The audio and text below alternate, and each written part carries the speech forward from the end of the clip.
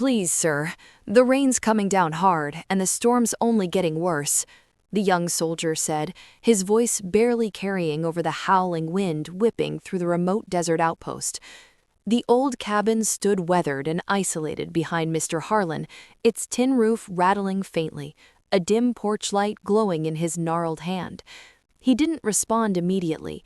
He eyed the small group of U.S. Army soldiers huddled before him, boots caked in mud, faces streaked with fatigue, determination still holding them steady despite the exhaustion.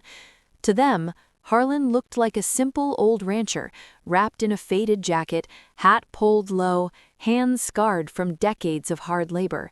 They'd pounded on his door moments ago, drenched and shivering, seeking just a dry place to wait out the night. Their Humvee had broken down on a flooded back road miles away. Darkness was falling fast, and the relentless downpour showed no mercy. "We won't be any trouble," the youngest soldier piped up, forcing confidence into his tone. "Just the cabin. We'll head out at first light." Harlan's gaze softened. He knew this kind of storm. Not just the weather, but the deep, bone-chilling kind that hits when you're far from everything familiar and fighting to hide your fear. He turned, creaked open the heavy cabin door, and stepped inside without a word. The soldiers followed, gratitude washing over their faces as the door slammed shut against the raging wind. Inside, the space was sparse but warm, a wood-burning stove crackling in the corner, old blankets folded neatly, a kettle on the hook. Harlan set the light down and finally spoke. "You can bunk here. There's coffee, dry socks in the drawer, and plenty of room. You'll be all right tonight." The soldier who'd spoken first exhaled deeply, like he'd been holding it for hours. "Thank you, sir. This means more than you know." He locked eyes with Harlan then, truly saw him, and an unspoken recognition passed between them, deeper than words. Harlan stoked the stove, adding logs until the flames roared higher, chasing away the chill. The men gathered close, warming their hands over the comforting heat. As feeling returned to his numb fingers, one soldier spotted a shadowed frame on the wall, a faded photo but the insignia unmistakable. "Sir," he said hesitantly, nodding toward it.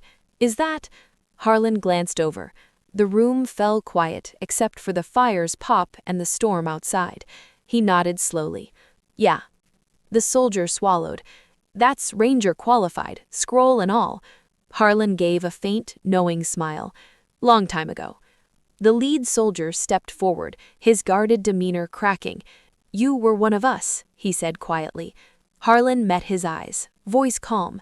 "Served in worse storms than this, with men just like you." The young soldier looked away, a mix of humility and shame washing over him. "We came knocking like we had nothing, asking for handouts?" Harlan shook his head. "You asked like warriors who needed a hand up. Ain't no shame in that, ever." The words landed heavy, more commanding than any battlefield order. The soldier's eyes welled up. He turned aside, wrestling the emotion back.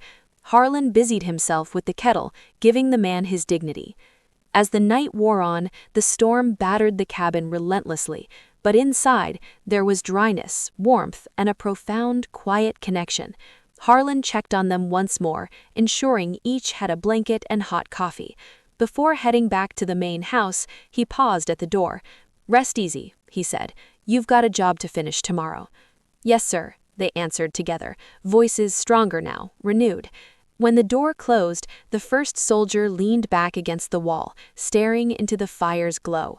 He understood then that real strength isn't always in the charge or the fight. Sometimes it's in the quiet act, opening a cabin door on a stormy night, sharing heat from a stove, and reminding young soldiers exactly why they put on the uniform. Thank you for reading. If this story moved you, please like, share, and subscribe for more tales that honor our heroes.